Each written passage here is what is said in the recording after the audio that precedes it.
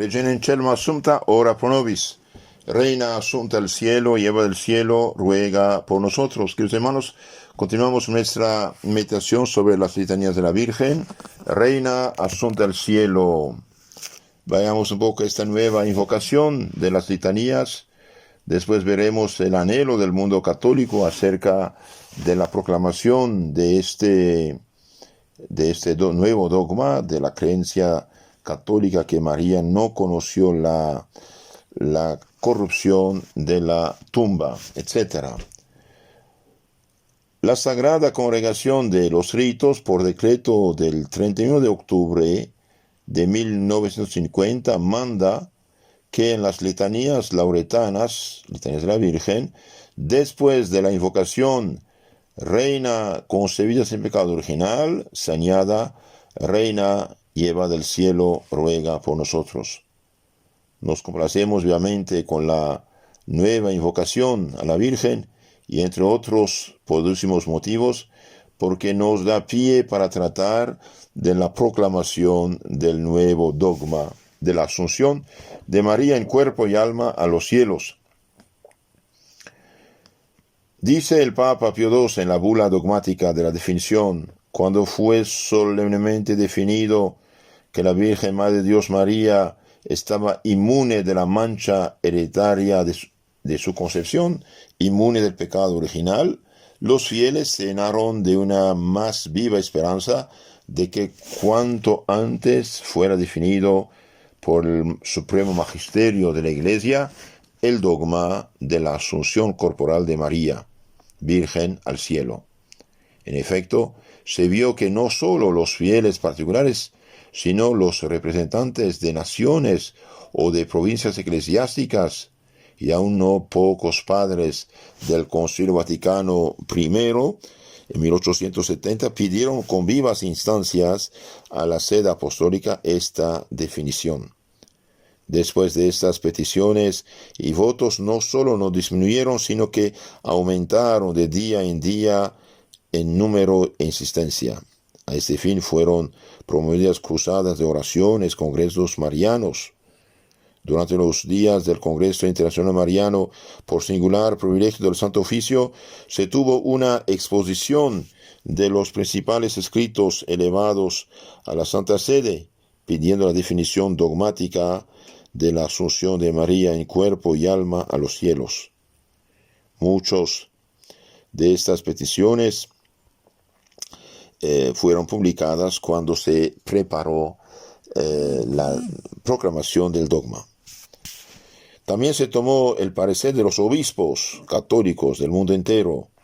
El 1 de mayo de 1946 se dirigió a todos los obispos católicos del mundo una carta Dei Pare Virginis Mariae, en la que se le preguntaba: si vosotros, venerables hermanos, en vuestra eximia sabiduría y prudencia creéis que la asunción corporal de la Beatísima Virgen se puede proponer y definir como dogma de fe, y si con vuestro clero y vuestro pueblo lo deseáis.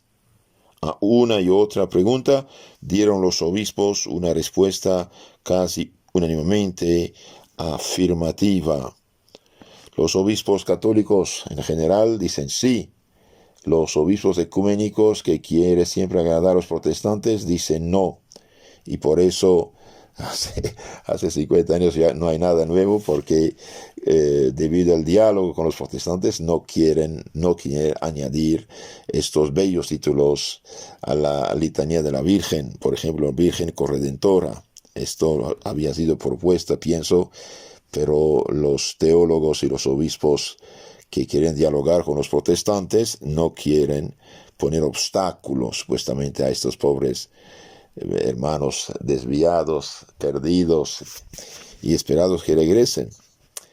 Este consentimiento universal del magisterio ordinario de la Iglesia es un argumento cierto y seguro para afirmar que la asunción corporal de la Virgen bienaventurada María al cielo es verdad revelada por Dios. Así nos lo dice el Papa en su bula dogmática.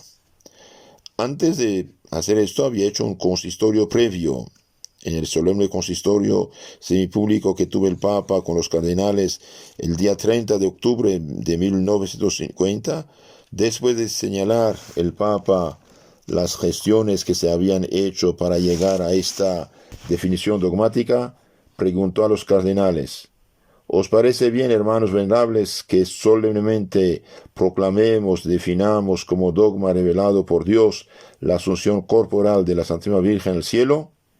Contestaron todos afirmativamente, y continuó el pontífice: nos alegramos intensamente de que vosotros todos, con un solo pensamiento y una sola voz, estéis de acuerdo con lo que también a nos mismo agrada. Veamos un poco el Congreso Internacional Mariano. Comenzó en Roma el día 23 de octubre de 1950 bajo la presidencia del cardenal Pizzardo y con la asistencia de 5 cardenales, 23 arzobispos y obispos. Tomó parte en él multitud de profesores de 20 naciones que en los días sucesivos se agruparon en 32 secciones diversas y disertaron y discutieron en 13 lenguas. Se destacó en él la sección española, en la que disertaron durante largas horas los padres Yamera, Domínico y Bover, jesuitas, sobre la naturaleza del mérito de María y su cooperación a la obra redentora. Hablaron también los embajadores de las naciones que estaban ahí presentes, y entre ellos los de Argentina, Chile, Perú, Cuba, Colombia. Hicieron con sus discursos una profesión pública oficial de la creencia de Hispanoamérica en los misterios de la Asunción, e hicieron justicia a la obra evangelizadora de España, que llevó la devoción de María a todas aquellas naciones. Cantó también las glorias marianas de España nuestro embajador español ante la Santa Sede, don Joaquín Ruiz Jiménez. Entonces, queridos hermanos, aquí vemos tantos sacerdotes, tantos obispos, cardenales, hasta embajadores de varios países: Argentina, Chile, Perú, Colombia, Cuba.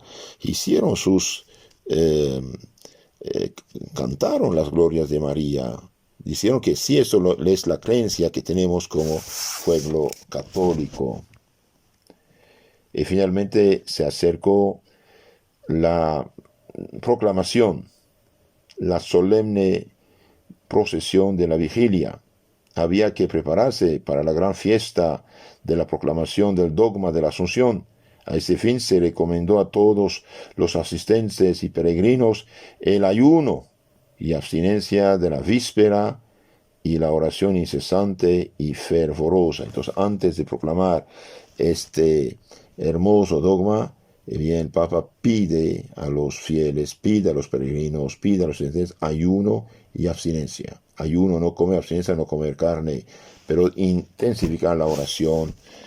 Se tuvieron por la mañana misas de comunión y otras solemnísimas funciones en las iglesias. A las 3:30 de la tarde, en la Basílica de Santa María la Mayor, consagrada a la Virgen en Roma, salía la magna procesión con la imagen de María Salus Populi Romani, María Salvación del pueblo romano. Asistieron los superiores generales de las órdenes religiosas, varios centenares de arzobispos y obispos, 2 cardenales y un patriarca asiático. La muchedumbre de fieles era incontable.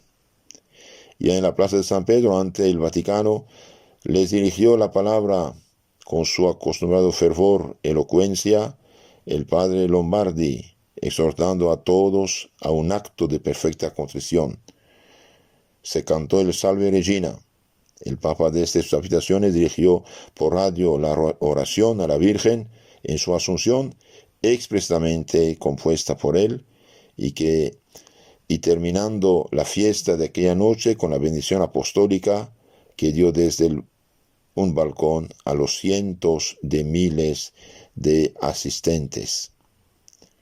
Y finalmente llegó la gran fiesta del 1 de noviembre del año santo de 1950. En el pasado siglo, el Papa Pío IX proclamó el dogma de la Concepción Inmaculada de María en la Basílica Vaticana, pero en la actualidad esta resultaba incapaz, a pesar de sus extraordinarias dimensiones, para recibir a aquellos cientos de miles de personas. Se tuvo la gran multitud en la plaza de San Pedro, toda llena de fieles, lo mismo que el interior de la basílica, la plaza de Pío XII y las calles adyacentes. Un mar de hombres. Asistieron 39 cardenales, 589 arzobispos y obispos, 40 abades y cerca de 500,000 de fieles, venidos de todas las partes del mundo. Aparece el Papa entre aclamaciones innumerables y ya en su trono recibe la obediencia de los cardenales que le besan el pie. El cardenal Tisserand, en función de decano del Colegio Sacro, le pide al Papa que con su suprema juicio infalible, según las promesas de Cristo, se pronuncie y defina que la Santísima Virgen María, después del destierro terrestre, después de su vida terrestre, fue llevada al cielo en alma y cuerpo. Contesta el Papa que antes hay que implorar la ayuda del Espíritu Santo. Y todos de rodillas entona el pontífice el Veni Creator Spiritus, ven Espíritu Creador, esta grande oración al Espíritu Santo. Y al final, del cual él mismo cantó, lo oremos al Espíritu Santo. Después de esa solemne oración, el Papa hizo la proclamación del dogma. Seguidamente, ante aquella multitud ingente de fieles y los miles de miles que en la Nochebuena por radio en todas las partes del mundo pronunció el augusto pontífice estas palabras definitorias. Después de elevar a Dios muchas y reiteradas preces, después de haber invocado la luz del Espíritu Santo, para gloria de Dios omnipotente, que otorgó a la Virgen María su peculiar benevolencia, la que es llena de gracia, para honor de su Hijo, Rey inmortal de los siglos y vencedor del pecado y de la muerte, para acreditar la gloria de esta misma augusta Madre, y para gozo y alegría de toda la Iglesia, por la autoridad de nuestro Señor Jesucristo, por la autoridad de los bienaventurados apóstoles Pedro y Pablo, y por la nuestra, pronunciamos, declaramos, definimos ser dogma de revelación divina, que la Inmaculada Madre de Dios, siempre Virgen María, cumplido el curso de su vida terrena, fue asunta en cuerpo y alma a la gloria celeste. Al terminar el Papa, las aclamaciones y aplausos de los fieles fueron indescriptibles. Entonces, la aclamación, aplausos, alegría de los fieles, nadie puede describirlos. El cardenal decano agradece la definición y pide que se publiquen las letras apostólicas. Contesta el Papa que así lo decretaba, y el abogado consistorial encarga a los protonotarios apostólicos que levanten acta de esta solemne definición. Para dar gracias a Dios, se entona el maravilloso canto del Te Deum Laudamus, te alabamos Señor. Termina con la oración a la Santa Virgen en su asunción. El Papa dirige a los fieles la divina palabra y les da la bendición. Entra en la basílica para la solemne misa pontifical y entre tanto suenan las campanas de Roma y las de todo el mundo católico para celebrar el gran triunfo de nuestra Dulcísima Madre, la Virgen María, asunta al cielo. Mis hermanos, María, por ser la más santa de las criaturas, es también la más poderosa. Está cerca de Dios, delante de Dios. Nos conoce, nos ama Dios. Y no solamente quiere ayudarnos, sino puede ayudarnos. De ahí la importancia de invocar a María, amar a María, rezar a María. María conoce nuestras necesidades en Dios, nos conoce, nos ama, detecta las menores tentaciones que el demonio prepara contra nosotros. Ella puede y quiere aplastar la cabeza, pero ella también está sometida a esta ley divina: pedid y recibiréis. Entonces debemos siempre ser hijos devotos de María, imitar a María en sus virtudes y tener grande fe en Dios nuestro Señor y nunca hacer algo que puede desagradecer al Señor.